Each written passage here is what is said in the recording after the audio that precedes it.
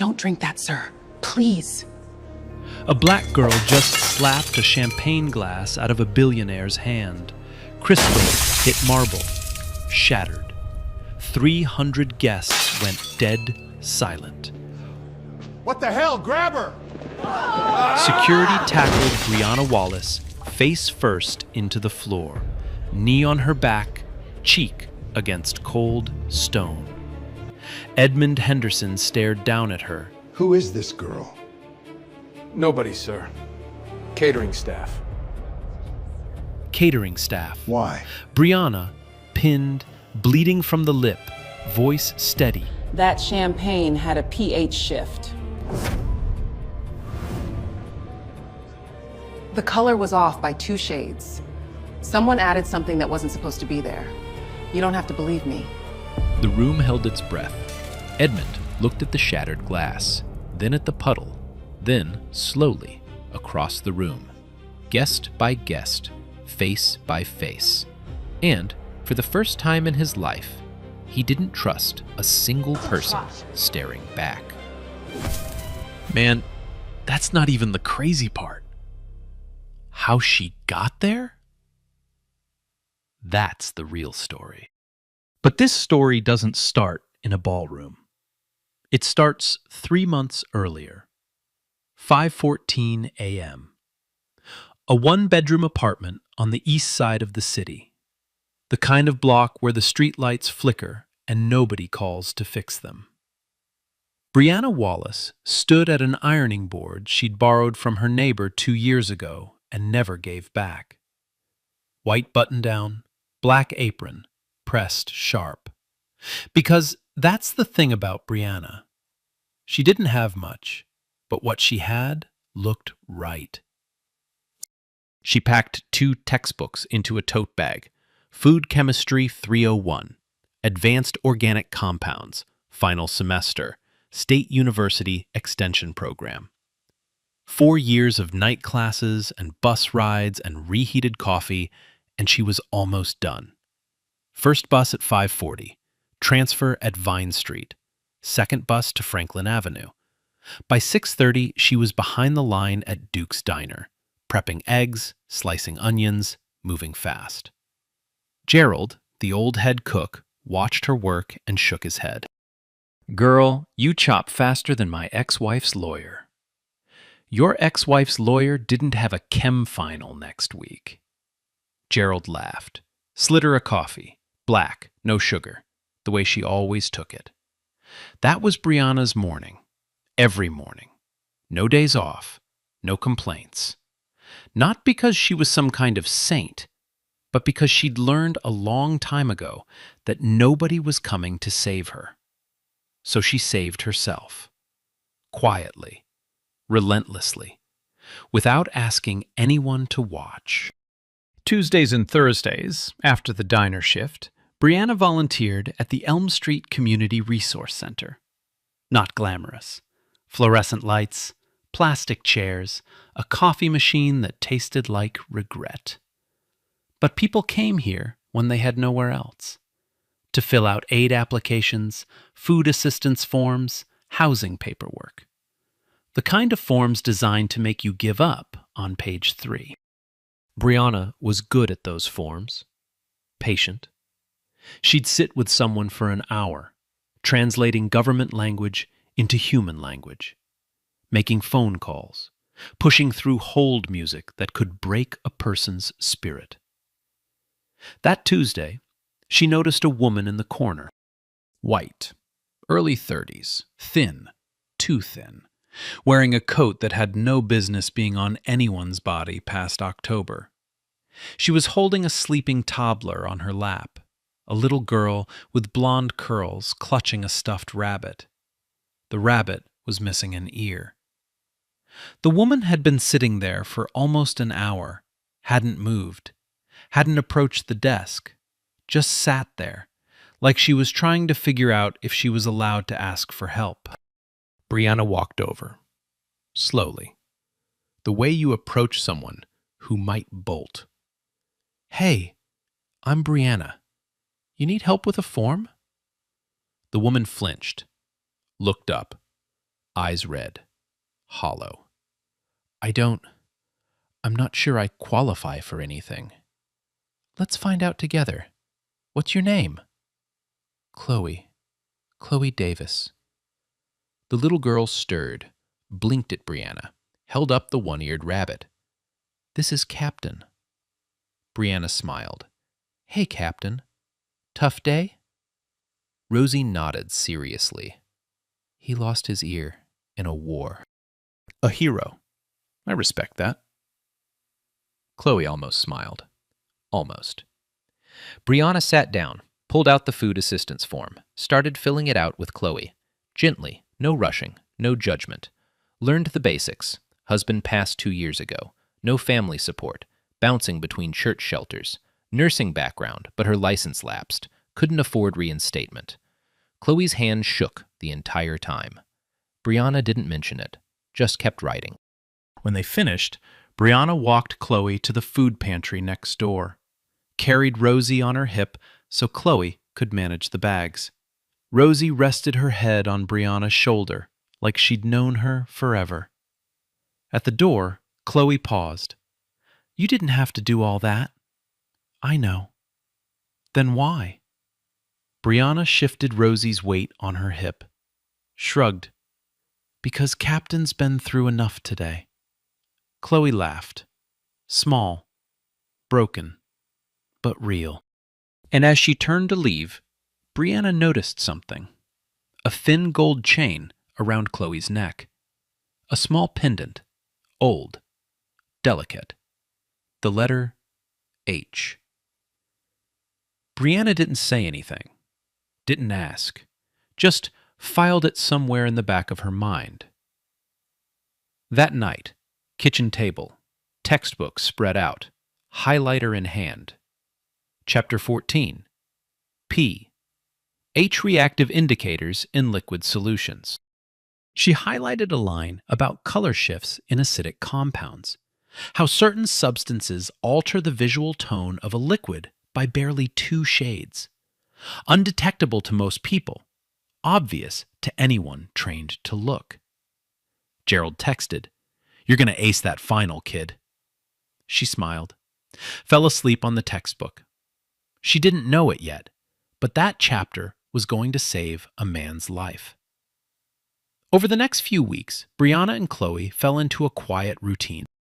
Tuesdays and Thursdays.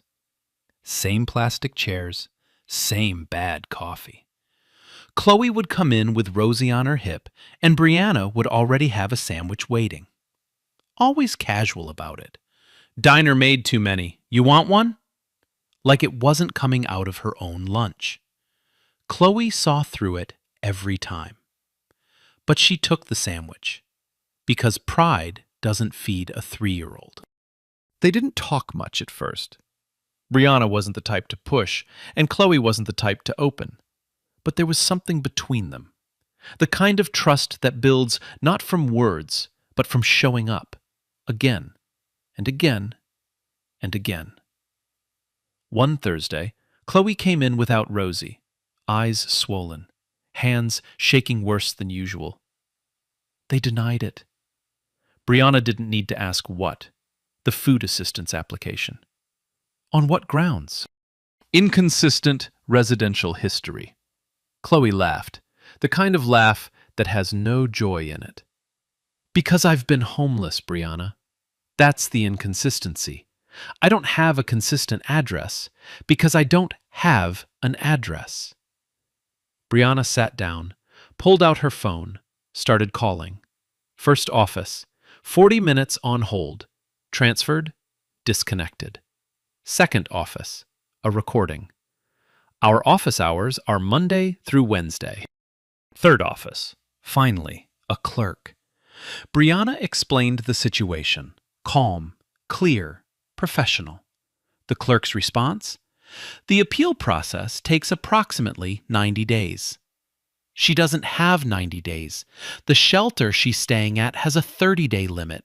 She's on day 22. I understand, ma'am. Unfortunately, that's the standard processing time. There's nothing standard about a mother and a 3-year-old sleeping on a cot. Silence on the other end. Then, I'll flag it for review. That's the best I can do. Brianna hung up, looked at Chloe, didn't sugarcoat it. 90 days, maybe faster. I flagged it, but I'm not going to lie to you. Chloe nodded slowly, stared at the floor. Her fingers went to the gold chain around her neck, the one with the H pendant. She held it like a rosary. Quiet for a long time. Then, barely above a whisper, I used to have a family, Brianna. A real one. Big house, holiday dinners. A father who could have fixed all of this with one phone call. Brianna didn't move. What happened? I fell in love with the wrong person. At least, that's what they told me. And when I chose him over them, she swallowed. They chose their pride over me. My father decided I wasn't worth keeping. She wiped her eyes with the back of her hand. Fast. Like she was embarrassed that the tears existed. Brianna put her hand on Chloe's shoulder. Didn't say, it'll be okay.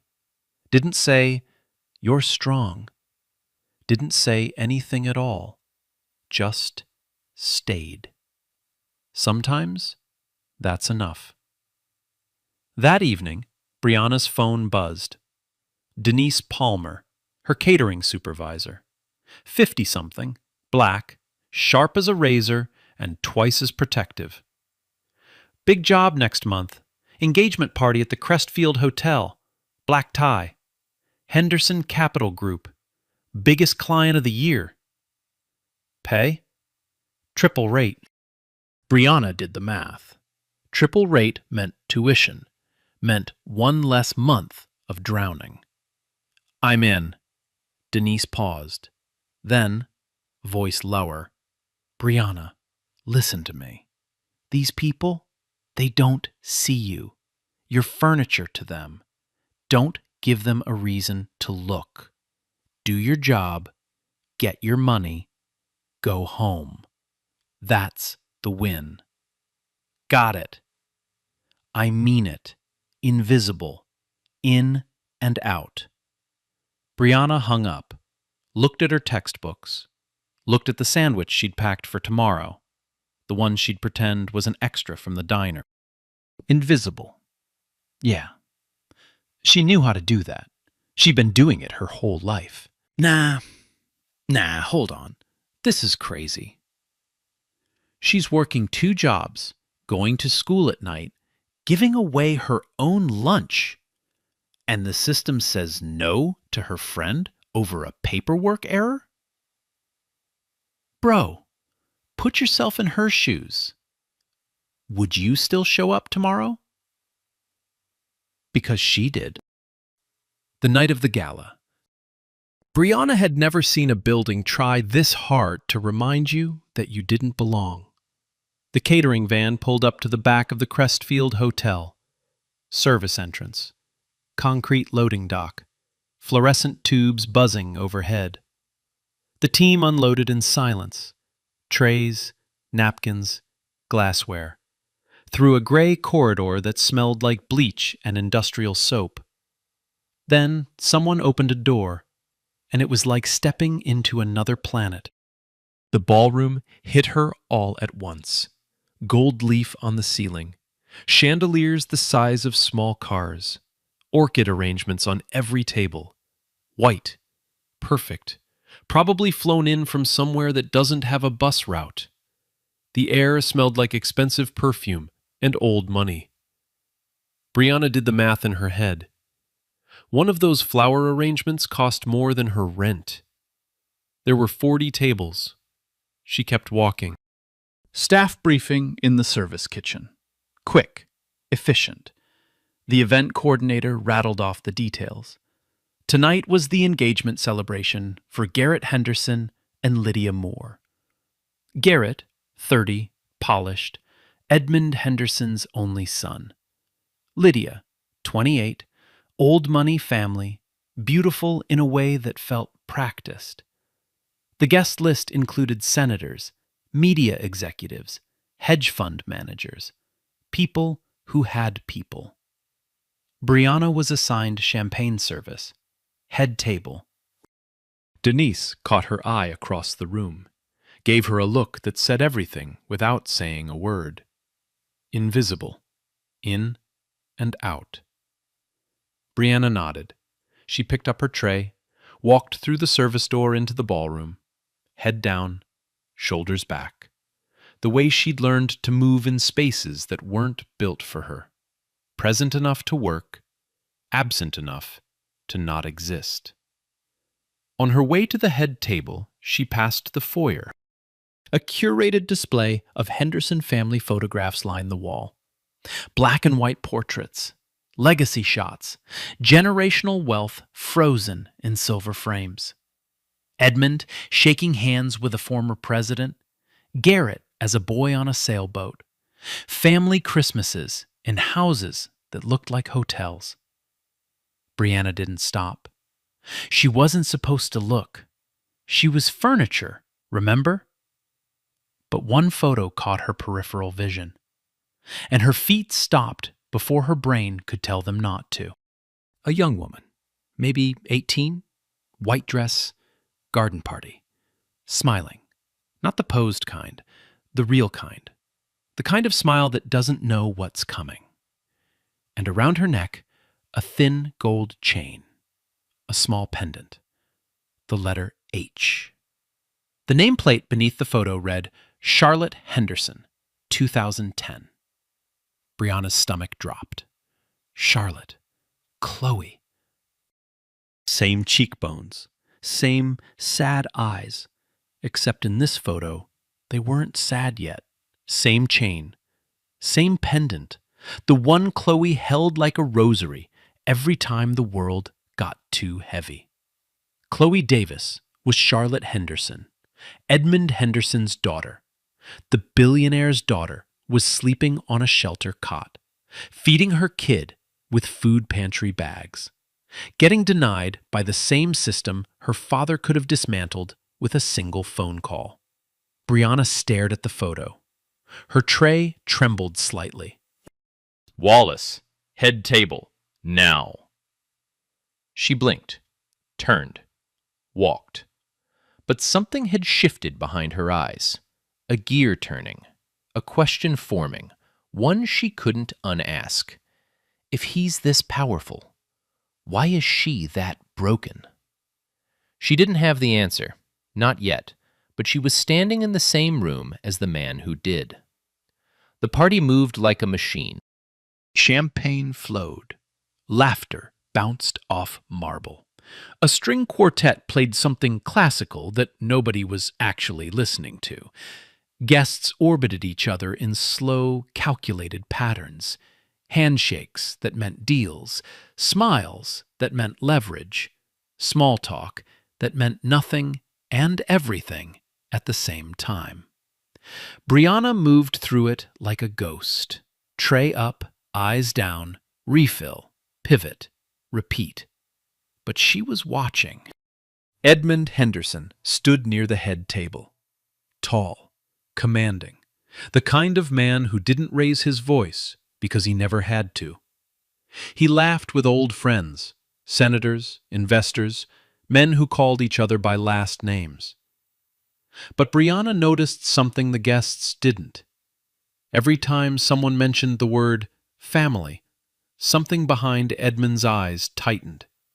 Just for a second, like a door slamming shut. Garrett Henderson, the groom-to-be, hovered near his father. 30 years old, tailored suit, perfect hair, eager, nervous. He kept glancing at Edmund like a kid waiting for a grade. Every gesture was slightly too polished, every laugh half a beat too late. He wasn't celebrating. He was performing. And then there was Lydia Moore. Brianna couldn't explain it, but something about Lydia made the hair on the back of her neck stand up. Lydia was beautiful. Obviously. The kind of beautiful that makes a room rearrange itself. She moved through guests like she was hosting, not attending, touching arms, tilting her head, laughing at exactly the right moments. But her eyes weren't laughing. Her eyes were working. Brianna watched Lydia lean toward a man she didn't recognize. Silver-haired, mid-50s, standing at the edge of the room like he was trying not to be seen. He wasn't on the seating chart. Brianna had studied the layout during briefing. She remembered faces. This one wasn't supposed to be here. Lydia whispered something to him. Short, precise. The man, Victor Ashland, nodded once. No smile, no small talk, just a nod. Then Lydia's lips moved again. Brianna was close enough, refilling a water glass 2 feet away, to catch 3 words. After the toast, not before. Brianna's hand stalled on the pitcher, just for a second. She filed it, kept moving. Backstage, service kitchen, controlled chaos. Brianna was restocking her tray when it happened. Trevor Banks, mid-20s, white, hired through connections, the kind of guy who wore his confidence like a borrowed suit, shouldered past her. Hard, deliberate. 3 champagne flutes hit the floor, glass everywhere. "Watch it!" Brianna stared at him. "You walked into me." "No, sweetheart, you were in the way. That's kind of your thing, right? Being where you don't belong?" The kitchen went quiet. Other servers looked away. The dishwasher, an older black man, gripped his sponge but said nothing. Because what could he say? In this building? At this event? Then Denise appeared. She didn't rush, didn't raise her voice, just walked up to Trevor with the kind of calm that's more terrifying than any shout. "You break my glasses, you're paying for them. You talk to my staff like that again, you're not paying for anything, because you won't be working. We clear?"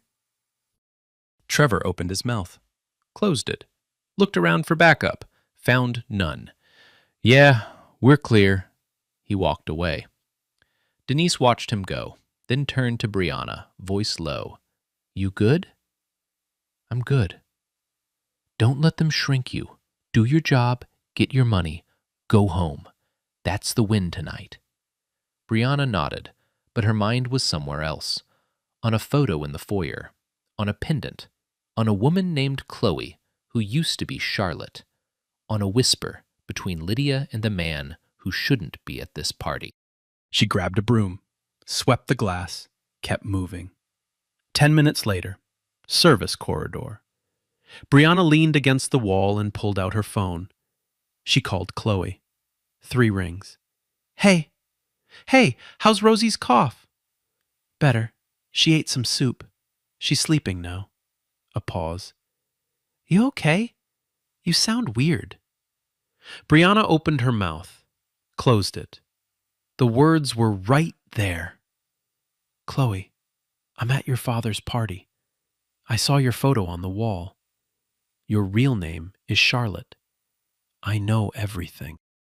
But she didn't say it. Because it wasn't her story to force open. It wasn't her place to drag Chloe back into a world that had thrown her away.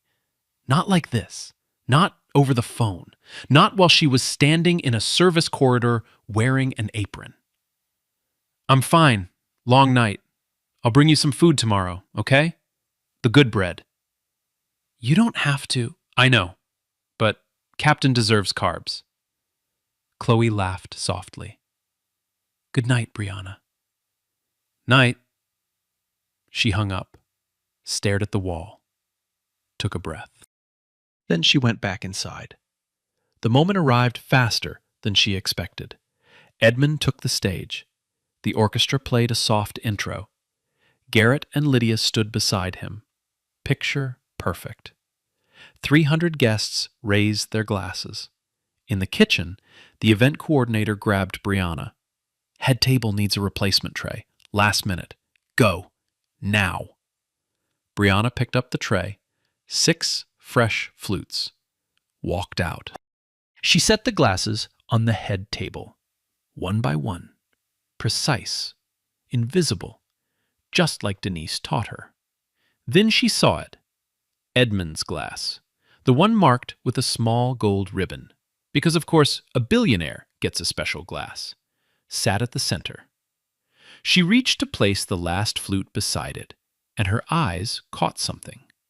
The color. It was off. Barely. 2 shades lighter than the others. The kind of difference nobody notices unless they've spent a semester studying pH-reactive indicators in liquid solutions. Unless they've highlighted a passage about how certain compounds alter the visual tone of a fluid. Undetectable to most. Obvious to anyone trained to look. Brianna's brain fired. Fast. Clinical. That color shift wasn't temperature, wasn't a different vintage. That was a chemical reaction. Something had been added to this glass that wasn't in the others. Her hands went cold. After the toast, not before. Lydia's whisper, Victor's nod. The man who wasn't on the seating chart. The glass that looked almost right, but wasn't. It hit her all at once. Edmund was reaching for the glass. 300 people were raising theirs. The orchestra was swelling. Garrett was smiling. Lydia was watching. Brianna had about 4 seconds. She was a catering server, $11 an hour, black, invisible, nobody. She had everything to lose. And she moved anyway. This is the moment you saw at the beginning, but now you know why. Now you know who Brianna Wallace is. You know she rides 2 buses before dawn. You know she gives away her lunch and calls it an extra. You know she memorized pH tables while falling asleep at a kitchen table. And you know she recognized a dead woman's pendant on a billionaire's wall and said nothing, because it wasn't her secret to tell. So when she crossed that ballroom floor, every instinct screaming, "Don't, don't, don't," and slapped that glass out of Edmund Henderson's hand. She wasn't being reckless. She was being Brianna. The glass shattered, the room erupted, security slammed her down, guests screamed. You already know what they called her. You already know how they treated her. But here's the part you didn't see before. Edmund. After the chaos, after the shouting, after 3 men in suits pinned a 26-year-old girl to the floor, Edmund Henderson raised his hand. One hand, palm out, and the room stopped. Let her speak. The head of security, Craig Monroe, built like a refrigerator, hesitated. Sir, she could be... I said let her speak. They loosened their grip. Brianna stood, slowly, blood on her lip, uniform torn at the shoulder, hands steady. She looked Edmund in the eyes. No fear, no performance, just facts. I study food chemistry, sir. That champagne had a pH shift. The color was off by 2 shades. Someone added something that wasn't supposed to be there. Edmund stared at her. You're telling me, based on a color difference, that someone tampered with my drink? I'm telling you, that compound doesn't occur naturally in champagne. Test it. If I'm wrong, I'll walk out the back door and you'll never see me again. Silence. Edmund looked at Craig. Get the glass tested. Every piece. Every drop on that floor. Tonight. Craig nodded, moved fast. Brianna exhaled. For the first time in 3 minutes, she breathed. But Lydia, standing 2 feet behind Garrett, hadn't moved, hadn't gasped, hadn't reacted at all. And Brianna noticed. It took 11 minutes. 11 minutes for the room to decide what Brianna was. Not a hero, not a concerned citizen, not a food science student who saw something wrong and spoke up. A threat. While the glass was being analyzed in a back office, the story was already being rewritten in the ballroom. Whispers moved faster than champagne. Did you see her grab him? I heard she had something in her pocket. Catering staff. You never know with those people. Those people. Brianna stood in the service corridor, 2 security guards on either side, not touching her, but close enough to make it clear she wasn't free to leave. She could hear the party resuming on the other side of the wall, music, laughter, like nothing happened, like she never happened. Meanwhile, in a hallway that the security cameras barely covered, Victor Ashland moved. Quick, practiced, the kind of movement that comes from doing something you've planned for weeks. He reached the staff locker area. 12 metal lockers. No locks. Catering staff didn't get locks. He found the one with Brianna's name tag on it, opened it, placed a small glass vial inside, tucked behind her tote bag next to her textbooks, closed the locker, walked away. 30 seconds. Done. By the time he was back in the ballroom, he was holding a gin and tonic and laughing at a senator's joke like he'd been there the whole time. It didn't take long after that. Craig Monroe, hotel security chief, got a tip. Anonymous. Check the girl's locker. She's got more than textbooks in there. Craig didn't question it. Didn't ask who called. Didn't wonder why an anonymous tip arrived 11 minutes after an incident at a party full of powerful people with powerful reasons to control the narrative. He just moved. 2 guards, the service corridor, Brianna's locker. They opened it in front of her. And there it was, a small glass vial, clear liquid, sitting right next to her Food Chemistry 301 textbook, like it was placed there by someone who wanted the irony to sting. Craig held it up. What is this? Brianna stared at it. Her face went blank. Not guilty blank. Confused blank.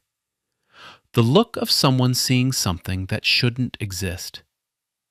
That's not mine. It was in your locker. I've never seen that before in my life. Someone put it there. Right. Someone just happened to plant evidence in your locker. Yes, that's exactly what happened. Craig looked at her like she was wasting his time. Cuff her. What? I didn't... Ma'am, we found a substance in your locker consistent with tampering. You're being detained. They handcuffed Brianna Wallace in a service corridor of the Crestfield Hotel, under fluorescent lights, next to a mop bucket. Her catering badge, the one she'd ironed her uniform for, the one she'd ridden 2 buses for, was ripped off and dropped on the floor. She didn't scream, didn't cry. She looked Craig dead in the eyes and said, I saved his life. And this is what you do? Craig said nothing, walked her to the security office, sat her in a metal chair, cuffed her wrist to the armrest, closed the door. Back in the ballroom, Lydia Moore gave the performance of her life. Her eyes were red, her voice trembled. She clung to Garrett's arm like the ground beneath her might open up. Oh my God, Garrett, that girl was right there, right next to your father. She could have... It's okay. It's okay. She's been caught. But what if she wasn't alone? What if there are others? She pressed her face into Garrett's chest, shook slightly. Perfect. Then, over Garrett's shoulder, she found Edmund. Thank God you're safe. That girl must have been working with someone. Who knows what she was planning? Edmund nodded slowly. But something wasn't sitting right. He replayed the moment. The girl hadn't panicked. hadn't run. She'd looked him in the eyes and spoken like a scientist. pH shifts, color variations, compound analysis. That wasn't the language of someone who plants poison. That was the language of someone who identifies it. And Lydia, his future daughter-in-law, standing right behind Garrett when the glass shattered. Everyone in the room had flinched, gasped, screamed. Lydia hadn't moved. Not a flinch, not a blink. Like she already knew something was going to happen and was waiting for it to be over. Edmund filed that, said nothing. But the doubt from the cold open, the one that crept in when Brianna told him to look around the room, hadn't gone away. It was growing. Security office. Brianna sat alone, metal chair, fluorescent light, wrist cuffed to the armrest. Her lip had stopped bleeding, but the swelling hadn't gone down. She replayed everything. The whisper between Lydia and Victor. After the toast, not before. The man who wasn't on the seating chart. The glass that was 2 shades wrong. The vial in her locker that she'd never touched. It was a setup. Clean, professional, and perfect. Because who would believe her? A black girl in a catering uniform against the future wife of a Henderson? She thought about Chloe, about Rosie, about Captain, the one-eared rabbit, about the food assistance form that got denied, about the system that said 90 days to a mother with 8 days left. Different buildings, different problems. Same answer. You don't matter enough for us to care. Brianna closed her eyes, took a breath, let it out slow. Then she said it, quiet, to no one, to herself. I did the right thing. The fluorescent light buzzed. Nobody heard her, but she said it again. I did the right thing. Edmund Henderson didn't sleep that night. He sat in his private suite on the top floor of the Crestfield. Jacket off, tie loosened, a glass of water in front of him, untouched, because suddenly every glass felt like a question. At 11:47 p.m., the lab results came back. The compound in the champagne was a concentrated cardiac glycoside, plant-derived, fast-acting, designed to trigger cardiac arrest within 3 to 4 hours. Undetectable in a standard toxicology screen, the kind of substance you don't stumble into, the kind someone with pharmaceutical knowledge selects on purpose. Edmund read the report twice, then a third time. That girl, the one currently handcuffed in his hotel's basement, had been right. Not guessing, not paranoid. Right. Down to the chemistry. He picked up his phone. One contact, Nora Collins, 44, ex-federal investigator. No politics, no patience, no bullshit. She'd handled Edmund's security consulting for 6 years, and in that time, he'd never heard her speculate. Only facts. Nora, I need you at the Crestfield. Now. It's midnight, Edmund. Someone tried to kill me tonight. A catering girl caught it. And now she's in handcuffs, while the person who did it is still in my ballroom. I need you here. Silence. Then, 20 minutes. Downstairs, Denise Palmer was not sitting still. The moment security locked Brianna out of reach, Denise did what Denise always did. She moved. First, she called Judge Arthur Preston, 63, retired, old school, the kind of man who still believed the law was supposed to protect people, not manage them. Denise had catered his wife's birthday 3 years running. He owed her a favor. She was cashing it in. Arthur, I have a girl, 26, works for me. She saved a man's life tonight, and they've got her in cuffs because someone planted evidence in her locker. Which hotel? The Crestfield. Who's the man? Edmund Henderson. Long pause. I'll have a lawyer there in 40 minutes. Don't let them move her. Denise hung up, but she wasn't done. She walked back into the foyer, past the guests still lingering, past the string quartet packing up, straight to the family photo display. She stood in front of the portrait of Charlotte Henderson, studied the face, the chain, the pendant. Then she pulled out her phone, photographed it, opened a text to Brianna's number, typed one word. Connected? She hit send, knowing Brianna couldn't read it yet, knowing it would be there when she could. Because Denise Palmer didn't just protect her people, she armed them. 1:15 a.m., Nora Collins arrived. No makeup, no small talk, a laptop bag, and a federal-grade access badge she technically wasn't supposed to still have. She sat across from Edmund in the suite. He gave her everything. The timeline, the girl's words, the lab results, the vial found in the locker. Nora listened, didn't interrupt. When he finished, she asked one question. Who had access to the champagne service before the toast? Edmund didn't know, but the hotel security system did. Nora pulled the footage. 8 cameras, service corridor, kitchen, loading dock, staff locker area. It took her 43 minutes. And there it was. Camera 6. Timestamp 9:14 p.m. 12 minutes before the toast.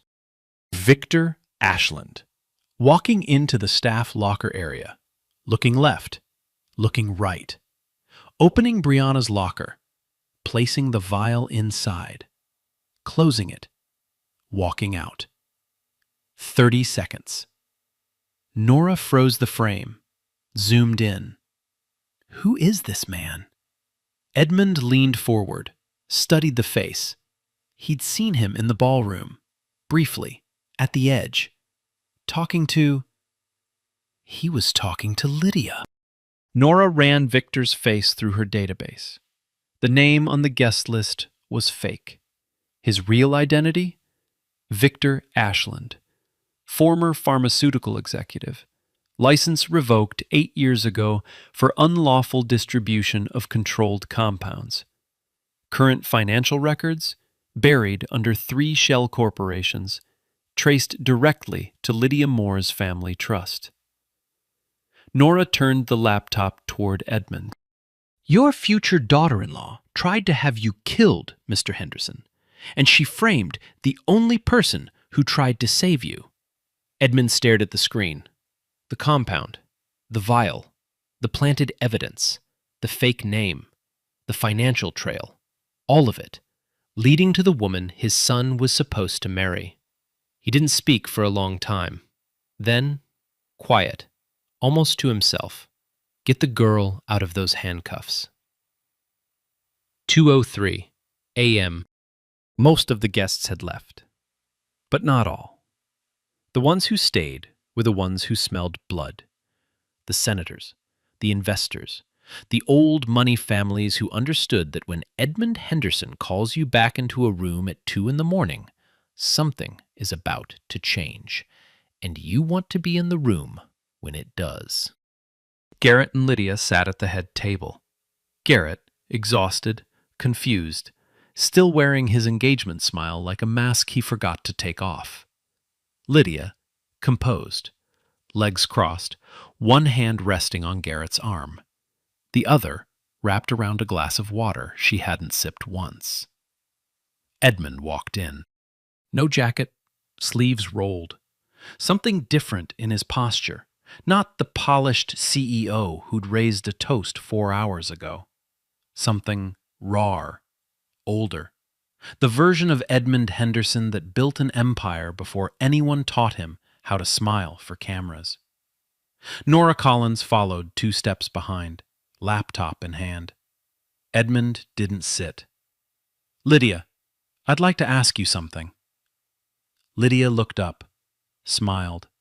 The same smile Brianna had clocked earlier, the one that performed warmth without producing any. Of course, Edmund. Anything. Do you know a man named Victor Ashland? The smile held, but something behind Lydia's eyes flickered. A micro-movement. The kind of thing most people would miss. Edmund didn't miss it. I don't think so. Should I? Silver hair, mid-50s. He was in the ballroom tonight. You spoke with him. Twice. Edmund, I spoke with a lot of people tonight. It was a party. Nora. Nora opened the laptop, turned it toward the table. Security footage. Timestamp, 8:47 p.m. Lydia leaning toward Victor Ashland near the east wall, whispering. Victor nodding. Then a second clip, timestamp 9:14 p.m. Victor entering the staff locker area, opening Brianna's locker, placing the vial, leaving. Then a third screen, financial records, 3 shell corporations, fund transfers from the Moore Family Trust to accounts controlled by Victor Ashland, dates going back 14 months. The room was silent. Lydia's smile didn't fade. It froze, like a painting left in the rain. I don't know what that is. I've never seen those documents. The compound in my glass was a cardiac glycoside, pharmaceutical grade. Your associate, the one you don't know, is a disbarred pharmaceutical executive. The money trail leads from your family's trust directly to his accounts. 14 months of payments, Lydia. This wasn't a spontaneous decision. This was a project. Garrett's head turned slowly toward Lydia. The confusion was gone. In its place, something worse. Recognition. The look of a man who's just realized the person beside him is a stranger. Lydia, what is he talking about? Garrett, this is insane. Someone is setting me up, just like that girl. That girl, Edmund said, voice flat, is the reason I'm standing here. She identified a compound by sight that was designed to stop my heart. She had nothing to gain. She made $11 an hour. And your response, your first instinct, was to frame her for it. Lydia stood. The composure was cracking now, not slowly, all at once, like ice hitting warm water. You can't prove I just did, in front of everyone in this room. She looked around. The remaining guests, 15, maybe 20, stared back. Nobody moved. Nobody came to her defense. The senators who'd laughed at her jokes 3 hours ago studied their shoes. The investors who'd shaken her hand suddenly found their cufflinks fascinating. That's the thing about power. It doesn't have loyalty. It has proximity. And Lydia had just lost hers. Garrett stood. Slowly. He reached for Lydia's left hand. She flinched, thought he was reaching for her. He wasn't. He slid the engagement ring off her finger, set it on the table, didn't say a word, didn't need to. Garrett, please, don't. One word, the quietest, loudest word in the room. Craig Monroe stepped forward. Local police, called by Nora 20 minutes earlier, entered through the side door. Victor Ashland was already in custody in the lobby, looking considerably less confident without a gin and tonic in his hand. Lydia was escorted out. No screaming, no dramatic collapse, just a woman walking through a room full of people who used to admire her, and not one of them looked up. The security office door opened. A lawyer, sent by Judge Preston, stood on one side. Craig Monroe stood on the other. Craig didn't make eye contact as he uncuffed Brianna. Didn't apologize, just unclipped the metal and stepped back like she was a file he was closing. Brianna rubbed her wrist, stood, walked out. Denise was in the hallway, arms folded, eyes red. The toughest woman Brianna had ever known, standing there, with tears she'd clearly been fighting for hours. Come here. They held each other, tight. The kind of hug that says everything language can't. You did good, baby. You did real good. Brianna exhaled into Denise's shoulder. For the first time all night, she let herself shake. Edmund was waiting in the corridor. Alone. No security. No entourage. Just a 68-year-old man standing under fluorescent lights. The same lights they'd detained Brianna under. He looked at her. Not through her. Not past her. At her. I owe you my life. I don't say that lightly. Brianna's voice was hoarse. I just didn't want anyone to get hurt. Edmund extended his hand. She looked at it. A billionaire's hand. The hand that signed deals worth more than her entire neighborhood. The hand that held a glass she'd knocked to the floor. She shook it. And in that corridor, under buzzing fluorescent tubes, between a mop bucket and a fire extinguisher, two worlds met as equals for the first time. Edmund turned to leave, then stopped. Because Brianna's phone screen had lit up. Denise's text, sent hours ago, was glowing on the lock screen. A photo. A portrait of a young woman in a white dress. Charlotte Henderson. And one word beneath it. Connected? Edmund stared at the screen. His face changed. Not the controlled shift of a CEO. Something deeper. Something that money can't manage. Where did you get that photo? Brianna hesitated, looked at Denise, looked back at Edmund. I know your daughter, Mr. Henderson. The air left the room. She goes by Chloe now, Chloe Davis. She's been coming to the community center where I volunteer. I've been helping her fill out food assistance forms and find shelter space. She paused. She doesn't know I'm here. She doesn't know I know who she is. Edmund's lips parted. No sound. Then, barely a whisper. She's alive? She's alive. And she's struggling. And she has a 3-year-old daughter named Rosie who carries a 1-eared rabbit named Captain. And she never once, not once, asked anyone for anything she didn't absolutely need. Edmund Henderson, a man who'd built a billion-dollar empire, survived a poisoning, and dismantled a conspiracy in the same night, sat down on a plastic chair in a service corridor and broke. Edmund didn't move for a long time. He sat on that plastic chair, the kind you find in waiting rooms and government offices, the kind his daughter had been sitting in for months, and let the weight of it hit him. Brianna didn't rush him, didn't comfort him, didn't say, "It's okay." Because it wasn't okay. A man had let his pride erase his own child. That's not something you fix with a hug. She just stood there, present, the way she'd stood with Chloe that first day at the community center. Finally, Edmund spoke, voice raw. I cut her off when she married Daniel. I told her if she walked out that door, she'd walk out of this family. And she did. He swallowed. When Daniel died, I didn't know. I told myself she was fine, that she'd made her choice. But the truth, he looked at the floor. The truth is, I made it impossible to stay, and I never once went looking. Silence.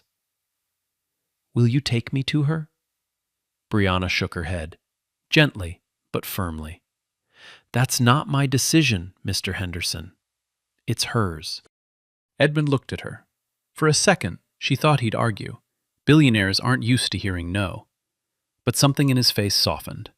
The faintest nod. You're right. 2 days later, Tuesday morning, Elm Street Community Center.